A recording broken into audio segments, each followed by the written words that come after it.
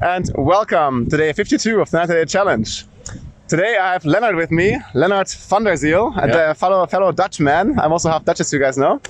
And Lennart and his girlfriend Rachel, they gave a presentation about the Superhuman entrepreneur here at Nomadbase some days ago, which I found super interesting. It's called A New Approach to Business and Life. So I learned so much from you guys. It was very inspirational. And I think you can really improve people's lives out there with the stuff that you teach. But maybe just begin, Lennart, say something about yourself. Who are you, what you do in life, and why are you here today? Of course, man. So my name is Lennart. I'm in business together with my life and business partner, Rachel. And I'm an entrepreneur, a coach and a mentor. I used to have another business, and about 5 years ago, I started a pretty serious startup, it became a big one.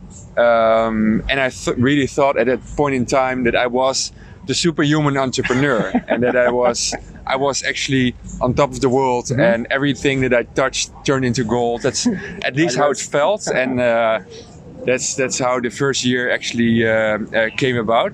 But prior to that, if I go back a little bit, then I didn't start out as an entrepreneur. I even didn't start out in the business world because I studied law.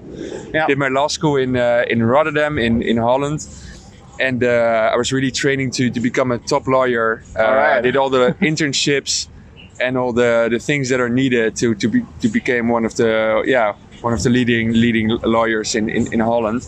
Until I really found out, okay, this is really going to make me miserable, and I shouldn't do it, not even for the first 3 years. And I stepped out of it, and I didn't know at all what I wanted.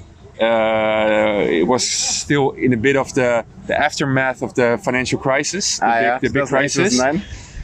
So I didn't have so many options. So I found my way into a software company, a SaaS.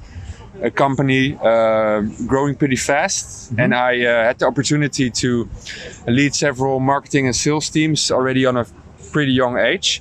So I learned about sales, I learned about marketing, I learned about how to lead teams. Already at age 26, I had a team of 50 people. Wow, I have to say, incredible. Pretty young people, but still big team underneath. But what I really missed in the software business was a bigger mission, a bigger purpose. Why did that company exist? It was not really clear. I didn't really get good answers from the people there. And at one point I thought, okay, let's move on. And I actually got in touch with the startup ecosystem in Holland. I got on board on a pretty exciting initiative. An American organization chose Rotterdam as their European headquarters for the startup building, for the startup network with investors and everything. And I jumped on board, and I was one of the leads to get it started there. And it gave me an impressive network in the ecosystem, in the startup ecosystem there. Until at one point I thought, okay, I think I can do this as well. Can have my own business. It was actually always a bit of a dream of me, but it was so far off. Because I was training to become a lawyer. And at one point I met two guys, and those guys became my co-founders.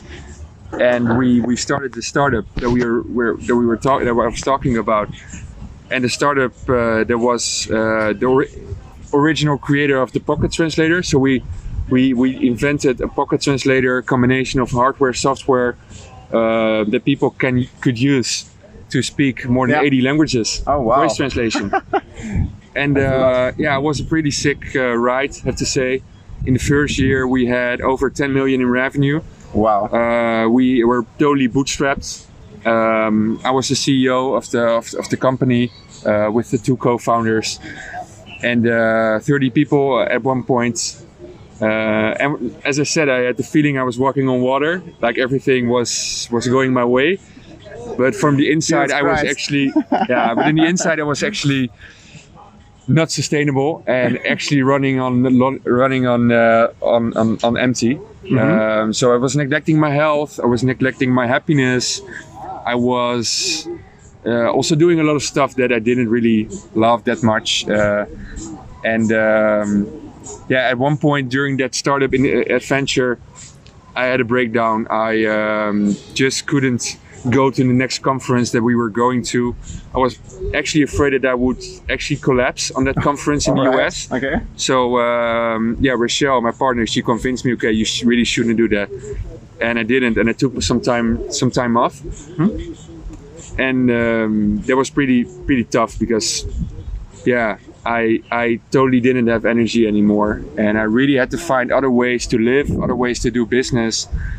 And while doing that, the business that I was in, the translator business, was collapsing. Okay. So my health and the business were collapsing, and I had to step into the business way too fast before I was totally recovered to make sure the business was still afloat. Everything was still. And in the end, we managed to bring back stability in the business. And at one point, I thought, okay, I really should step out because I want to do other things in life. I just had my priorities different at that point about 2 years ago. I stepped out of the business, had some kind of a small exit, not the big exit, but because the business wasn't that big anymore. Yeah, it was a big journey, a big learning curve, and I found a lot of new strategies to maintain my energy, to maintain my happiness levels, and to be successful on the long run. And we created a method, a mentorship method of about 6 months, where we actually built an entrepreneur up first from the inside, doing the inner work to become unstoppable and happy and healthy. And then if that inner stability, that foundation is there, we can do much bigger things. Because the energy is there, the clarity is there, and you feel, we also help people to feel successful already. So not just feel not validated, not having that constant stress, but actually doing entrepreneurship from a place of calm, from a place of happiness, from a place of I'm already good enough. Exactly. And that's a totally different energy. And I love what we do. We do talks. I give talks about it, about that new idea, that new way of going at it. So not doing first, but being first and then doing. Amazing. And that's what we do. Doing the talks, doing the mentorships, and also collecting a lot of people, creating a community of people that want to live like this, don't want to burn out, don't want to sacrifice everything for their business, but want to marry life and business and personal growth. Exactly. So, long story, but I think very inspirational story. I think we spoke already beforehand in private, and you had a very difficult time. So did I. Like 4 years ago, I was probably on the brink of burnout in my corporation at the time, which actually made me realize that what I really want in life, and it's not working all the time for something that I don't believe in. And that's when I made a lot of changes in my life, and I'm very, very glad that I made them.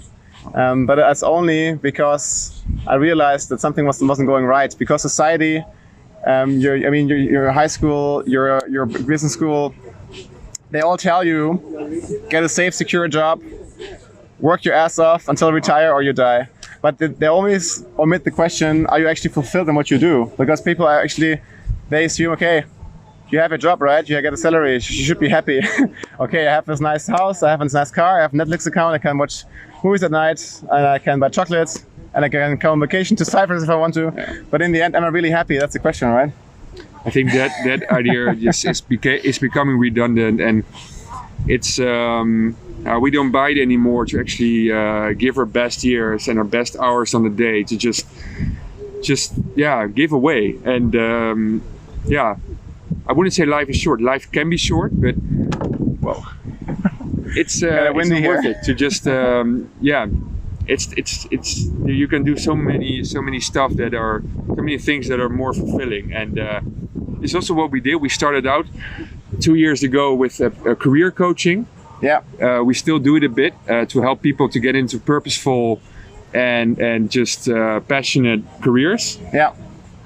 But in the end, we are entrepreneurs. We understand them very, very well. So most of our focus goes to helping entrepreneurs, as I said, to make the shift. Yes. And to make the shift from being in a way in stress or being in lack of working so hard that you need to sacrifice a lot, to okay, I'm actually pretty happy at the moment, and I don't really need that much, but sure, I want to grow, sure, I want to build a business, sure, I want a legacy, but not from a place of I have to, but a place of I want to. Exactly. Yeah. So the other day after your talk, you also gave a little workshop for some people here. Actually, at this place, we're here at Bars. What's called Suite 48. Really nice place. Amazing if you're ever in Cyprus here, it's a wonderful place with nice drinks and an excellent view about the ocean. And you gave actually with Rochelle, you gave a workshop about designing your dream life. And also visualization technique. Maybe you can tell a little bit about that. What it's actually about, like what it triggers in the people's minds. Yeah, it's really important to have a vision for yourself, for your life, for your business, for your career. Because if you don't make a plan, you become part of someone else's plan. Exactly. I think that is a famous saying, and you should be behind the steering wheel of your life. So you need to know where you want to go. And of course, all those visions and plans don't always have to be set in stone, but you need to have at least a general direction. And it all starts with opening yourself to the possibilities, becoming creative. So going to that creative state of mind. And we are, I think, pretty good at bringing people to that state where you just forget about practicalities and you just move it all away, and you just write down what you want on an empty slate, on a blank slate, and from there you can start making plans. And but it's not just about creating a vision and then reverse engineering. I know that's a way that a lot of people are talking about, but it's equally as important to actually already experience and feel those visions of yours and make sure from the inside that you are already there, you've seen it, because the body cannot really distinguish between what you visualize and what you experience. Yeah. So whether you believe in the more spiritual concepts of the law of attraction or even the law of resonance, that you get what you are from the inside, so the outer world actually matches with the person that you are, or you believe more into the mind really knows where it needs to go to, the mind gets programmed. Either way, it really helps to just become crystal clear about how you want to live, where you want to live, what do you want to do with your best hours, aka your work, and and already feel how that feels, and get already become very happy about your future. Exactly. What you said, so many things that you said. I've also read in books and on seminars. And I can totally resonate with your approach. And I more and more I believe in the universe, actually. So I start my day off with affirmations. So I write down things that I want to have in my life, that I want to become, that conditions that I want to have. And it's really amazing because they start to materialize more and more and more. And actually I start believing, because if you want to get something in life, you have to give more of that same thing. Right? What flows through you sticks to you. So if you are, So in the workshop, the visualization workshop, it's basically about, you were saying like, imagine you're somewhere, you see a nice building, you go up to the rooftop, you're sitting in a comfortable chair, and now you're envisioning your dream life. And so guys, I'm going to write some stuff down that I wrote down, how I want to live my life. Cool. My own life. So for instance, my emotions, What do I want to feel every day? I want to feel freedom, gratefulness, independence, feeling of value to others. I want to help other people improve their lives with my skills and experience.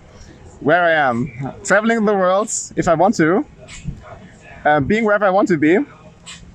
Then I do what I want when I want. Nobody tells me what to do. So no boss in this world is going to tell me what I have to do. It's my life. Awesome. And then you asked me to write down a quote for the day. I said, I'm so grateful for being able to enjoy this wonderful day, full of fun, wisdom, cool activities, freedom, and self-determination. Yeah, I think the gratitude thing is super important because if we don't value and appreciate what we already have and what we are experiencing, what we will experience will never fulfill us. Exactly. So exactly. before you master that gratitude internal happiness game,